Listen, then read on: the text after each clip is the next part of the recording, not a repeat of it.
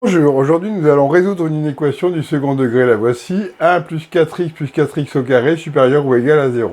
Quand le professeur demande de résoudre une équation, il attend une résolution par le calcul. Il n'empêche qu'on peut très bien décider de faire une conjecture graphique tout d'abord pour savoir où on met les pieds pour avoir une idée du résultat. Alors, comment fait-on pour résoudre graphiquement une équation de ce type? D'abord, on va commencer par faire une phrase en français. Donc je cherche pour quelle valeur de x la courbe de cette fonction est au-dessus ou sur l'axe des abscisses. Alors traçons la courbe, la voici. Identifions l'axe des abscisses, le voilà. Et on répond à la question qu'on se pose, c'est-à-dire quand est-ce que la courbe se trouve au-dessus de l'axe des abscisses? Est-ce que là, la courbe est au-dessus? Oui, oui, oui, oui, oui. Là, elle est sur l'axe des abscisses, c'est oui encore. Et là, c'est oui. Donc, pour toutes ces abscisses-là, ça convient. Donc ça convient pour les abscisses comprises entre moins 1,8 et 0,8. Donc nous avons donc une première idée graphique. Maintenant, nous allons résoudre cette inéquation par le calcul. Alors, avant de résoudre cette inéquation par le calcul, on va peut-être ordonner le polynôme.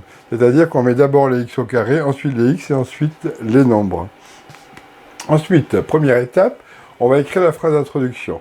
Quelle est-elle? Je cherche pour quelle valeur de x le polynôme 4x au carré plus 4x plus 1 est de signe plus ou nul. Je rappelle que vous aviez comme une équation supérieure ou égale à 0. Donc plus grand que 0 c'est positif, égal à 0 c'est nul. Alors on continue. Étape numéro 2, étude du signe de 4x au carré plus 4x plus 1 par le calcul. Donc on va d'abord identifier A, B et C. Alors A c'est 4, B c'est 4 et C c'est 1. 4, 4, 1, pas de souci. Nous allons calculer maintenant delta, qui est égal à b carré moins 4ac, en remplaçant ABC par les valeurs qu'on a identifiées, c'est-à-dire 4, 4 et 1. Alors delta, ça va faire b carré moins 4ac, 16 moins 16, ça fait 0. Comme delta est égal à 0, le trinôme sera toujours du signe de A, et s'annulera pour x0 égale moins b sur 2a.